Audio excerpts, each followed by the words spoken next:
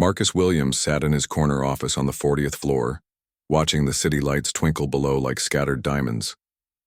At 32, he had everything most people dreamed of: a successful marketing company, a penthouse apartment, and enough money to buy whatever caught his fancy. His desk was polished to perfection, just like his life appeared to be from the outside. The truth was different.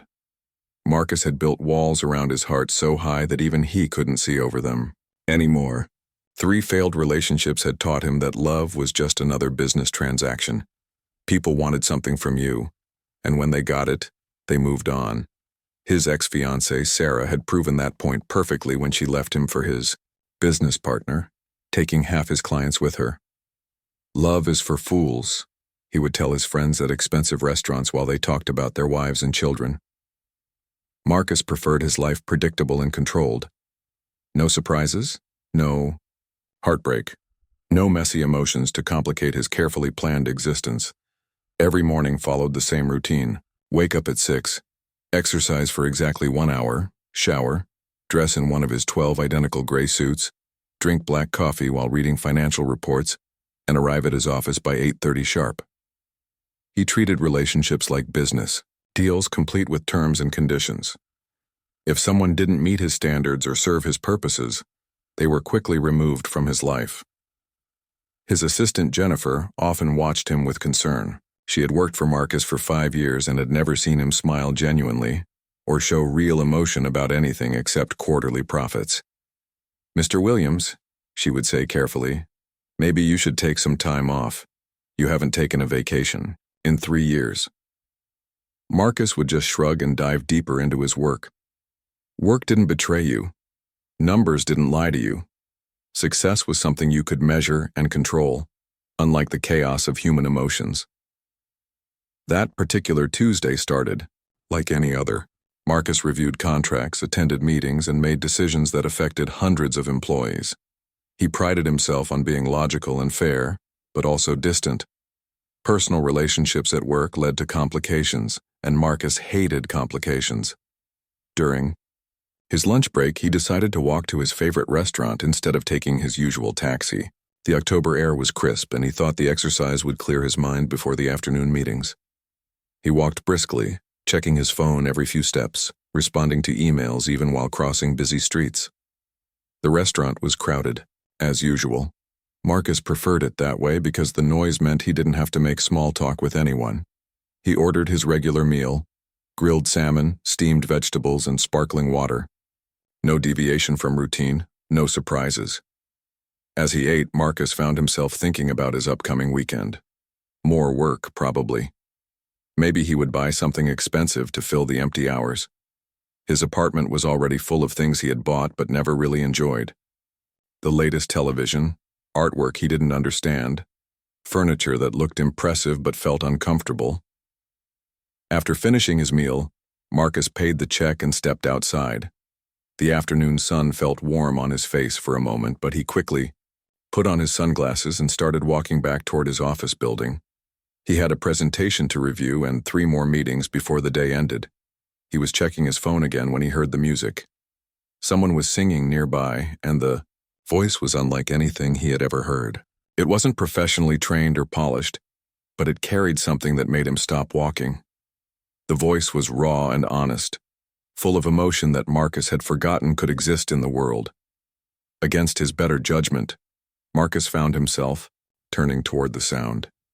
He told himself he was just curious, nothing more.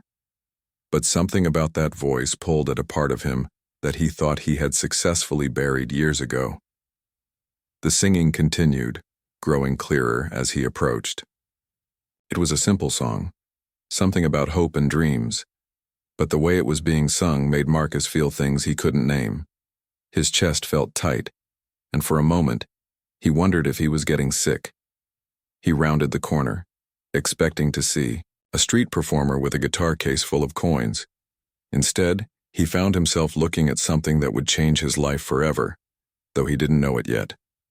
Marcus Williams, the man who didn't believe in surprises, was about to get the biggest surprise of his life. The voice belonged to a young woman sitting on a piece of cardboard beside a busy sidewalk. She couldn't have been more than 25, with long brown hair that needed washing and clothes that had seen better days. Her jeans were worn through, at the knees, and her jacket was too big for her small frame. But when she sang, she transformed into something beautiful. Marcus stood frozen watching her perform for the passing crowd. Most people hurried by without looking, too busy with their own lives to notice the magic happening right in front of them. But Marcus couldn't move. He had heard thousands of songs in restaurants, elevators, and on the radio, but none had ever affected him like this. The girl's eyes were closed as she sang, completely lost in the music. There was no guitar case in front of her, no sign asking for money. She was just singing because she needed to, like breathing or eating. When the song ended, she opened her eyes and saw Marcus staring at her. "Oh," she said, looking embarrassed. "I didn't know anyone was listening." Marcus wanted to say something, but the words wouldn't come. Up close, he could see that she was even younger than he had thought, probably no more than 22 or 23. Her face was thin, and there were dark circles under her eyes that spoke of too many nights without proper sleep. "That was beautiful," he finally managed to say.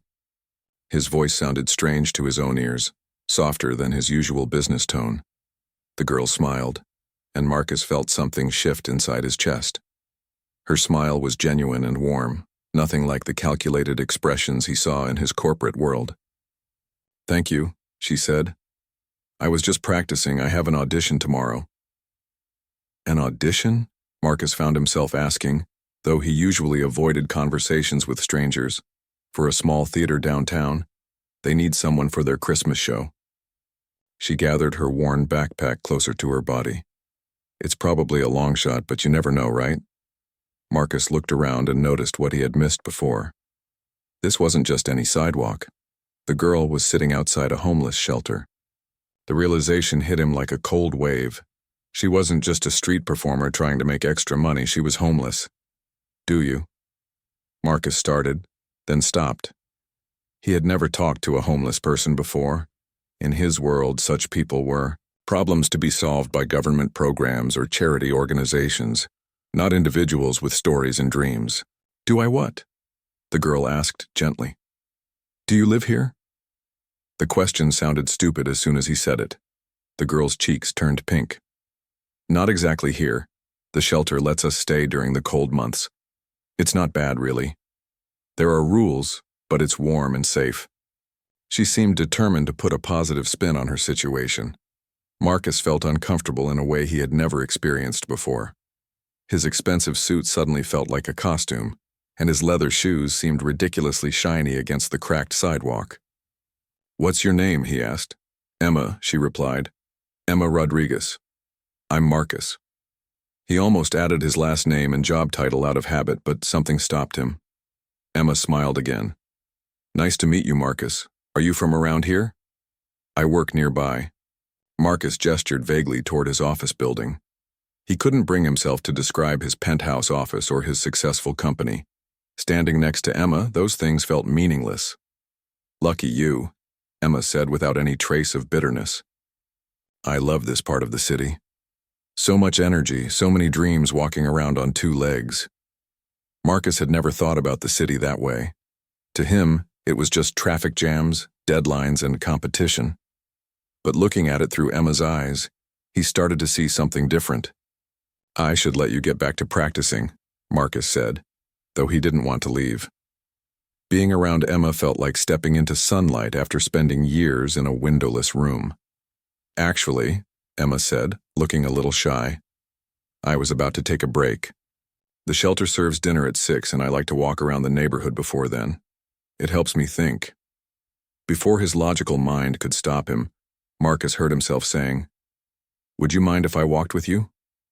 Emma looked surprised, but pleased. "Sure, if you want to. I'm not very exciting company, though. I mostly just notice things and make up stories about people." As they started walking together, Marcus realized he had just made the first spontaneous decision of his adult life. He had no plan, no agenda, and no idea what he was doing. For the first time in years, he felt truly alive. Emma pointed out details he had never noticed, the way the afternoon light hit the windows of old buildings, the sound of children playing. In a small park, the smell of bread from a bakery he had passed 1,000 times without seeing. "Tell me about your audition tomorrow," Marcus said as they walked. Emma's face lit up. "It's for a small part in their holiday production. I've been preparing for weeks." She paused. "I know I probably won't get it. I don't have formal training, or the right clothes for auditions, but sometimes dreams are worth chasing even when they seem impossible." Marcus had built his entire life on calculating odds and minimizing risks. But listening to Emma talk about chasing impossible dreams, he began to wonder if he had been living life completely wrong. Marcus couldn't sleep that night. He lay in his king-sized bed, staring at the ceiling of his expensive penthouse, but all he could think about was Emma. Her voice kept playing in his mind, along with her words about dreams being worth chasing even when they seemed impossible. He had returned to his office after their walk, but concentration proved impossible. During his afternoon meetings, he found himself distracted, thinking about the way Emma's eyes sparkled when she talked about music, or how she noticed beautiful things that he had been blind to for years. The next morning, Marcus did something he had never done before. He called Jennifer and told her to cancel his morning meetings. "Are you feeling sick, Mr. Williams?" Jennifer asked, concerned. "No," Marcus replied, surprising himself with his answer. "I just have somewhere I need to be." He had looked up the theater Emma mentioned and found that auditions were scheduled for 10 in the morning. Marcus told himself he was just curious, but deep down he knew the truth. He cared about what happened to this girl he barely knew. The theater was smaller than Marcus had expected, tucked between a coffee shop and a bookstore in an older part of downtown. Through the glass doors, he could see a small lobby with faded red carpet and posters from previous productions. It was nothing like the sleek, modern venues where Marcus usually conducted business, but it had character and warmth. Marcus sat in the coffee shop next door, positioned so he could watch the theater entrance. He felt ridiculous, like a teenager with a crush, but he couldn't make himself leave. At 9:30, he saw Emma approaching the theater. She looked different than she had the day before. Her hair was pulled back neatly and she wore a simple black dress that was obviously borrowed or bought from a thrift store. The dress was too big for her, but she had made it work with a belt. She carried a small bag and walked with determination, though Marcus could see the nervousness in her posture. Marcus watched her disappear into the theater and found himself holding his breath. He ordered another coffee he didn't want and tried to read the newspaper, but the words blurred together. All he could think about was Emma in there, singing, her heart out for strangers who would decide her fate in a matter of minutes. An hour passed, then another. Marcus had consumed more coffee than was healthy and had read the same article about stock market trends 5 times without comprehending a word. He was about to give up and return to his office when he saw Emma emerge from the theater. Even from across the street, Marcus could see that she was crying. Not the dramatic sobbing he had witnessed from his ex-fiancée during their breakup, but quiet tears that she was trying to hide by looking down at the sidewalk. She walked slowly, as if her legs were heavy, and sat down on a bench outside the bookstore. Without thinking, Marcus left his table and crossed the street. Emma looked up when she saw his shadow fall across her. "Marcus?" she said, wiping her eyes quickly. "What are you doing here?" "I wanted to know how your audition went," he said honestly. Emma tried to smile, but fresh tears escaped. "That bad, huh?" she said with a shaky laugh. "I guess I'm not very good at hiding disappointment." Marcus sat down beside her on the bench. In his business world, failure was something to be analyzed and overcome quickly. But seeing Emma's pain, he felt something he had never experienced before. The desire to take someone else's hurt away. "What happened?" he asked gently. Emma took a deep breath. "I thought it went well, actually. They let me sing 2 songs, and the director seemed interested. But then they asked about my training and experience, and I had to be honest. I've never been to acting school or done professional theater. I learned to sing in church and from watching videos online." She paused, staring at her hands. "The director was nice about it. He said I had natural talent, but that this particular role required someone with more formal training. He suggested I get some experience in community theater first." "That sounds like good advice," Marcus said, though he could hear how inadequate his words sounded. It is good advice, Emma agreed. The problem is that costs money I don't have. Acting classes, voice lessons, even community theater usually requires fees and transportation and clothes for different roles. She looked up at Marcus with red-rimmed eyes. Sometimes I think the universe is playing a joke on me, giving me this dream but making it impossible to reach. Marcus felt something crack open inside his chest. He had spent years protecting himself from other people's problems, telling himself that everyone was responsible for their own success or failure. But looking at Emma, he saw something that challenged everything he believed. Here was someone with genuine talent and passion, someone who worked hard and dreamed big, but who was trapped by circumstances beyond her control. Emma wasn't asking for handouts or making excuses. She was just being honest about the reality of chasing dreams when you started with nothing. What if I helped you? The words came out before Marcus could stop them. Emma looked at him with confusion. What do you mean? Marcus felt panic rising in his throat. What did he mean? He had just offered to help a homeless girl he had known for exactly one day.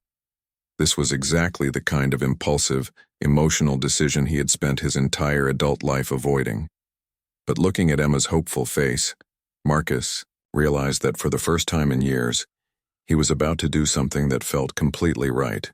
I mean, he said slowly, what if we figured out a way to get you that training and experience you need? Emma stared at Marcus as if he had just spoken in a foreign language. I don't understand, she said quietly. You barely know me. Why would you want to help? Marcus didn't have a good answer because he didn't understand it himself. All his life, he had made decisions based on logic and personal benefit. But sitting on that bench with Emma, logic seemed like a foreign concept. I heard you sing yesterday, he said finally. You have something special. It seems wrong that talent like that should be wasted just because of circumstances. Emma's eyes filled with tears again, but these were different from the disappointed tears she had shed earlier. That's the kindest thing anyone has said to me in a long time, she whispered. But I can't accept charity from a stranger. It wouldn't be right. What if it wasn't charity? Marcus found himself saying. What if it was an investment? Emma looked confused, so Marcus continued, though he was making it up as he went along. I work in marketing. I understand talent and potential. What if I invested in your training, and when you start getting paid work, you pay me back? It wasn't entirely true. Marcus had never invested in individual people before, only in companies and properties. But as he said the words, they began to make sense to him. Emma was quiet for a long time, thinking. Marcus could almost see the internal battle playing out on her face. Pride fighting against hope, independence struggling with desperation. I would pay back every penny, she said finally. With interest. I know you would, Marcus replied, and he realized he meant it completely. Over the next few days, Marcus threw himself into researching Emma's situation with the same intensity he brought to business deals. He found acting classes at a community college, located a voice coach who specialized in musical theater, and identified several community theater groups that welcomed new members. The practical side was more complicated than he had expected. Emma needed a permanent address to register for classes and a phone number for auditions. She needed transportation and appropriate clothes for different roles. Most importantly, she needed a safe place to live and study. Marcus had plenty of money, but he had never tried to solve problems like these before. In his world, people had addresses and phone numbers and closets full of clothes. He had never considered how difficult it might be to pursue dreams when you lacked such basic necessities. Mr. Williams, Jennifer said during one of their morning meetings, you seem different lately. More distracted, but also more, I don't know how to put it, more human? Marcus looked up from the list he was making of Emma's needs. I'm helping someone, he said simply. Jennifer raised her eyebrows. Marcus had never helped anyone who couldn't help him in return. Anyone I know? No, Marcus replied. Just someone who deserves a chance. That evening, Marcus met Emma at the same bench where they had talked after her audition. She was carrying a notebook filled with pages of writing. "I've been thinking about your offer," she said without preamble. "I made a list of everything I would need and what it might cost. I also researched average salaries for beginning actors and singers so I could calculate a realistic repayment schedule." She handed him the notebook. Marcus flipped through pages of careful calculations and research. Emma had approached his offer with the same thoroughness he brought to business deals. She had considered every angle, every potential problem, every detail. "This is impressive," Marcus said, and he meant it. "You put a lot of work into this." Emma looked nervous. "I wanted to show you that I'm serious about this, that I understand. It's a business arrangement and I'll treat it professionally." As Marcus read through Emma's notes, he realized something that surprised him. Somewhere in the process of wanting to help her, he had stopped thinking about this as a business arrangement. He genuinely cared about Emma's success, not because of what she might pay him back, but because he wanted to see her dreams come true. "There's just one problem," Emma said, interrupting his thoughts. "The housing situation. Even the cheapest apartments require first month's rent, last month's rent, and a security deposit. That's more money than all the classes combined." Marcus had been thinking about this problem too. His penthouse had 3 bedrooms that he never used, just because the apartment had come that way. But he couldn't suggest that Emma move in with him. She would think he had inappropriate motives, and honestly, Marcus wasn't sure what his motives were anymore. "What about a boarding house or a room rental?" he suggested. Emma shook her head. "I looked into those too. They're cheaper monthly, but they still want deposits and references, and most of them don't allow visitors or practicing music, which would make the whole plan impossible." They sat in silence for a few minutes, both thinking. Marcus watched Emma's face as she worked through possibilities in her mind.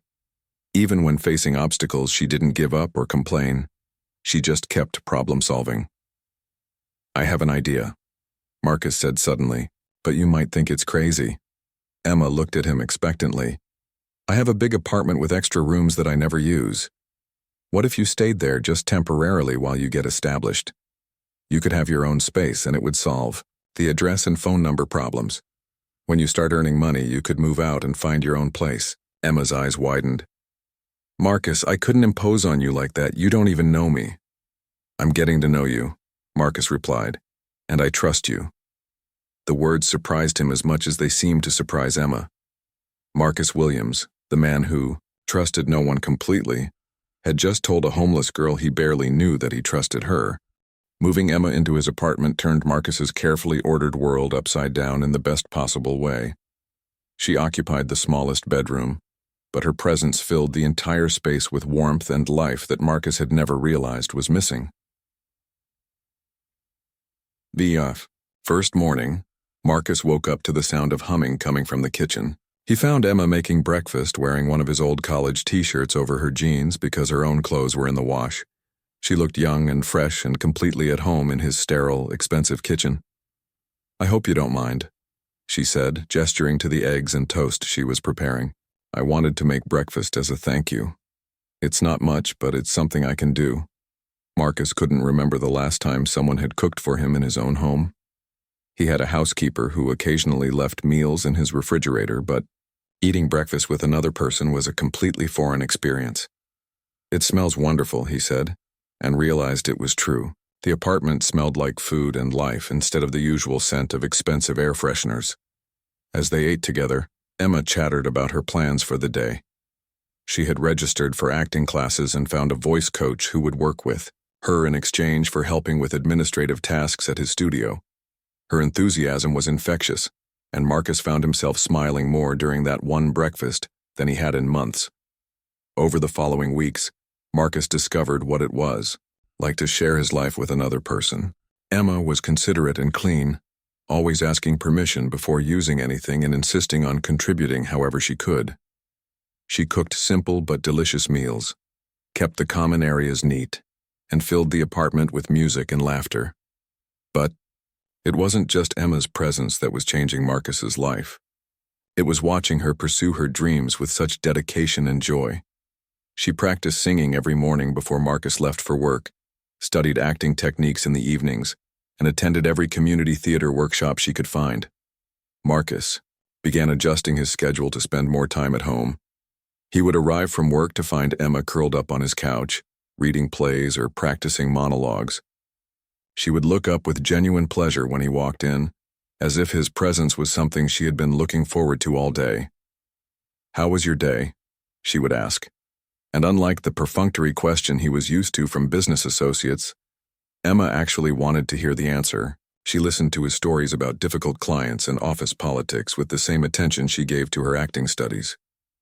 One evening, Marcus came home to find Emma crying over a letter. His chest tightened with worry as he sat down beside her. "What's wrong?" he asked gently.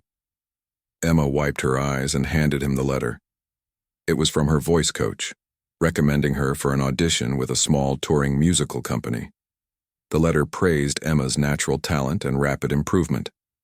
"These are happy tears," Emma explained with a shaky laugh. "6 months ago, I was sleeping in shelters and singing on sidewalks. Now I have a real recommendation from a professional coach. It doesn't feel real." Marcus felt a surge of pride and something else, something deeper that he was afraid to examine too closely. Watching Emma succeed was more satisfying than any of his own business victories had ever been. "You earned this," he told her. "All of it. The coach, the recommendation, the opportunity. You worked hard for every bit of it."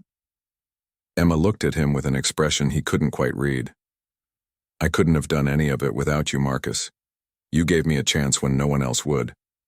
The gratitude in her voice made Marcus uncomfortable, not because he didn't appreciate it, but because it reminded him of the businesslike nature of their arrangement. Somewhere along the way, he had stopped thinking about Emma paying him back, or their relationship being a transaction. She had become simply Emma, the person who made his morning coffee taste better, and his empty apartment feel like home. The audition went well. Emma came home glowing with excitement and nervous energy. The touring company was small but professional, and they were impressed with her improvement over the past few months. They offered her a spot in the chorus, with the possibility of bigger roles as she gained experience. "It's not much money," Emma said as they celebrated with takeout Chinese food, "but it's enough to start paying you back, and more importantly, it's real professional theater experience." Marcus nodded and smiled, but inside he felt an unexpected sadness. If Emma got this job, she would be traveling for months at a time. His apartment would go back to being quiet and empty and perfectly organized. He would return to his old routine of working late and eating dinner alone while reading business reports. "When do you start?" he asked, trying to keep his voice casual. "Next month," Emma replied. "They're doing a 6-month tour of small cities across the Midwest. It's not glamorous, but it's exactly the kind of experience I need." That night, Marcus lay awake thinking about what his life would be like without Emma's morning humming and evening chatter. For months, he had been telling himself that he was just helping someone achieve their dreams. But now, facing the reality of her leaving, he had to admit the truth to himself. He wasn't just helping Emma anymore. He had fallen in love with her. The realization terrified him more than any business risk he had ever taken. Love was the one thing Marcus had sworn off forever, the one emotion he had successfully avoided for years. But Emma had slipped past all his defenses without even trying, simply by being herself. The night before Emma was supposed to leave for her tour, Marcus couldn't concentrate on anything. He tried working on quarterly reports, but the numbers blurred together. He tried watching television, but nothing held his interest. Finally, he gave up and just sat on his couch listening to Emma pack in the next room. She had spent the evening organizing her few belongings and preparing for what she called the adventure of a lifetime. Her excitement was obvious, but Marcus thought he detected something else in her voice too, a sadness that matched his own. Around 10 o'clock, Emma emerged from her room with a cup of tea and sat down beside him on the couch. "I can't sleep," she said simply. "Too much nervous energy." "Are you worried about tomorrow?" Marcus asked. Emma was quiet for a moment, staring into her tea. "A little, but mostly I'm sad about leaving here. This apartment, this life we've built together. It's been the happiest time of my life." Marcus felt his heart skip a beat. "Really? Really?" Emma said, looking at him directly. You saved me, Marcus. Not just financially, though that was huge. You saved me from giving up on my dreams. You believed in me when I couldn't believe in myself. You would have found a way, Marcus said. People with your talent and determination always do. Emma smiled sadly. Maybe, but it would have taken much longer and I might have lost hope along the way. You made it possible for me to chase my dreams without sacrificing my dignity or my safety. They sat in comfortable silence for a while, both lost in their own thoughts. Marcus wanted to say so many things, but the words felt too big and dangerous. How could he tell her that she had changed his entire understanding of what life could be? How could he explain that loving her had taught him that his cynical worldview had been protecting him from the best parts of being human? Marcus, Emma said softly. Can I ask you something? He nodded. Why did you really help me? I know you said it was an investment, but I don't think that's the whole truth. Marcus took a deep breath. He had built his entire adult life on carefully calculated truths and strategic omissions. But sitting here with Emma on their last night together, he found he couldn't maintain those defenses anymore. At first I told myself it was business, he said slowly. Then I convinced myself it was just helping someone deserving. But the real truth is that you changed something in me from the moment I heard you sing. You reminded me that the world could be beautiful and that people could be genuinely good. Emma set down her tea and turned to face him fully. You changed something in me too, she said. You showed me that kindness exists, that someone could care about my dreams without wanting anything in return. You taught me that I was worth investing in. Marcus looked into Emma's eyes and saw something that made his breath catch. She wasn't just grateful or friendly. There was something deeper there, something that looked like the feelings he had been trying to hide from himself. Emma, he said, carefully, I need to tell you something. Before he could continue, Emma reached out and took his hand. I know, she said gently. I can see it in the way you look at me, the same way I've been looking at you. You have? Marcus asked, hardly daring to believe it. For months, Emma admitted. I kept telling myself it was just gratitude or friendship, but I know what love feels like, Marcus, and I love you. The words hung in the air between them, simple and honest, and completely terrifying. Marcus had spent years avoiding this exact moment, convinced that love only led to heartbreak and betrayal. But looking at Emma, he realized that his cynicism had been based on relationships with people who were as guarded and calculating as he had been. Emma was different. She loved with the same wholehearted commitment she brought to everything else in her life. Her love wasn't strategic or conditional. It was simply offered freely and completely. I love you too, Marcus said, and the words felt like jumping off a cliff and growing wings at the same time. Emma smiled through fresh tears. So what do we do now? I have to leave tomorrow. This tour is my big break, the chance I've been working toward. Marcus felt panic rising in his chest. Now that they had admitted their feelings, the thought of Emma leaving was unbearable. But he also knew that asking her to stay would be selfish and unfair. You go, he said, though it felt like tearing his own heart out. You take this opportunity and build your career. You've worked too hard to let anything stop you now. Even love? Emma asked quietly. Marcus cupped her face in his hands. Especially love. Real love doesn't ask you to give up your dreams. It supports them. Emma leaned into his touch. What about us? We figure it out as we go, Marcus said, surprising himself with how much he meant it. 6 months isn't forever. We call, we write, we visit when we can. And when the tour ends, we see where we are. That's not very businesslike of you, Emma said with a watery smile. No contracts or guaranteed outcomes. Marcus laughed. You've taught me that the best things in life don't come with guarantees. They come with hope and faith and the willingness to take risks for something that matters. Emma kissed him then, soft and sweet and full of promise. When they broke apart, Marcus realized that for the first time in his adult life, he wasn't afraid of an uncertain future. because whatever happened, he would never be the same man who had walked past street musicians without hearing their songs. Emma had taught him that true love wasn't about possession or control. It was about becoming the best version of yourself and helping the person you love do the same. The next morning, as Marcus watched Emma board her bus to begin her tour, he felt his heart breaking and soaring at the same time. 6 months had never seemed so long or so full of possibility. He was finally learning what it meant to love someone enough to let them fly, trusting that if it was meant to be, they would choose to fly back to you.